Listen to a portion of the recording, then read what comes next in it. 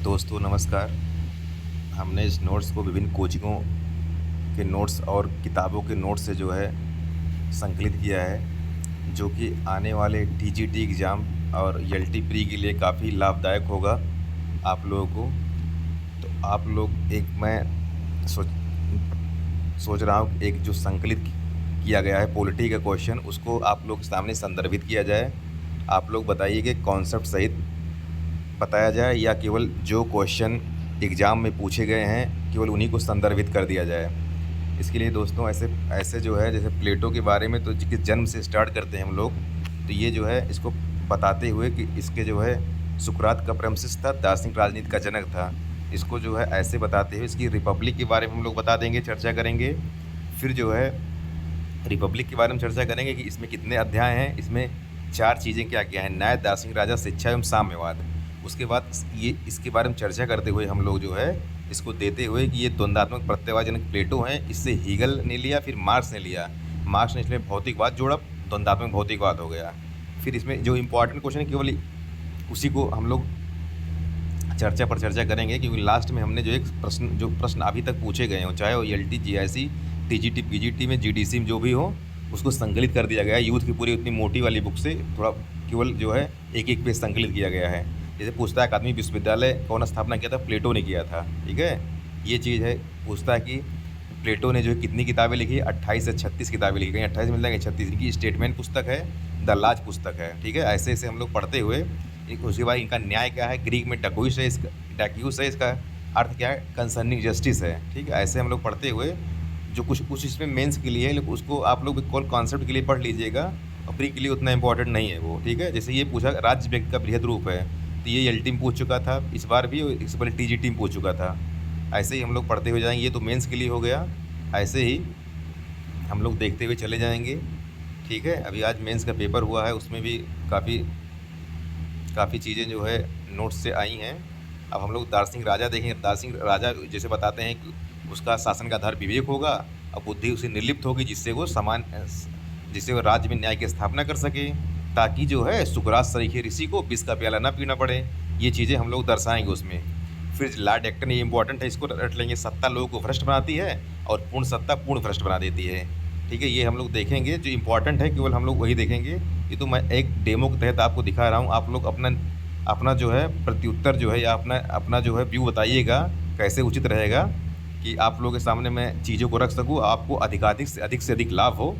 देखिए, सिलेक्शन लेना या ना लेना है तो आपके ऊपर निर्भर करता है। बस आप जो है सिलेक्शन के नज़दीक पहुंच जाएं, बस यही इच्छा रहती है। ये देखिए, आप लोग जो है पार्कर का स्टेटमेंट याद कर लीजिए। उसके बाद जो है ये तो मेंस का टॉपिक हो जाएगा। ये जो है मैं बता दे रहा हूँ। इसके बाद जो है ये प्लेटो का साम्यवाद, ये भी मेंस का हो जाएगा टॉपिक। और उसके बाद जो है ये चीज़ें जो है ये भी मेंस का हो जाएगा। उसके बाद जो है राज्य का बृहद, देखिए अब यहाँ पर हमने जो है जो जितने पेपर उनका संकलन किया है। जैसे ये है पेपर, ये है राज्य व्यक्ति का बृहद रूप है। ये टीजीटी 2021 पूछा गया था। ठीक है, कैसे राज्य किसी वृक्ष या चट्टान से नहीं बल्कि उनमें निवास करने वाले व्यक्तियों के चरित्र से बनता है। ठीक, अगला क्वेश्चन है, ये पूछा गया था पीजीटी 2021 में। प्लेटो ने मिश्रित संविधान की अवधारणा का उल्लेख किस पुस्तक में किया है, द लाज में किया है। ठीक, अगला ये देखिए डीएसएसबी में पूछा गया था कि किसने प्लेटो की पुस्तक रिपब्लिक को शिक्षा का ग्रंथ कहा है, तो रूसो कहता है। रूसो क्या कहता है कि प्लेटो का रिपब्लिक जो है राजनीति शास्त्र पर नहीं बल्कि शिक्षा पर लिखा गया सर्वश्रेष्ठ ग्रंथ है।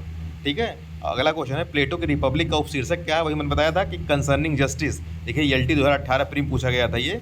और उसके बाद प्लेटो ने एक आदर्श राज्य की जनसंख्या निश्चित क्या बताइए, तो प्लेटो कितना बताता है कि एक आदर्श राज्य में कितने नागरिक होना चाहिए, 50-40 होना चाहिए। एलटी 2018 में पूछा गया था। पहला स्वप्नलोकी राजनीतिक विचारक कौन है, प्लेटो है। ये पीजीटी 2016 में पूछा गया था।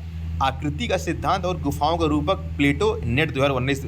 दोस्तों यहाँ पर आप लोगों को मैं इंगित करना चाहता हूँ कि जो है आप ये मत सोचिए जीडीसी में पूछा गया तो ये जो है, लेकिन ये जो है एलटी या टीजीटी में नहीं पूछा जाएगा, ये पीजीटी में। लेकिन आप लोग सभी क्वेश्चन का संकलन अपने नोटबुक में कर लीजिए, बार बार उसी क्वेश्चन का रिवीजन करिए। देखिए आप लोग क्वेश्चन उठा के देखेंगे तो प्लेटो से जितने क्वेश्चन अभी तक पूछे गए हैं इस पेज से बाहर नहीं आए हैं, एक दो क्वेश्चन को छोड़ दूँ तो।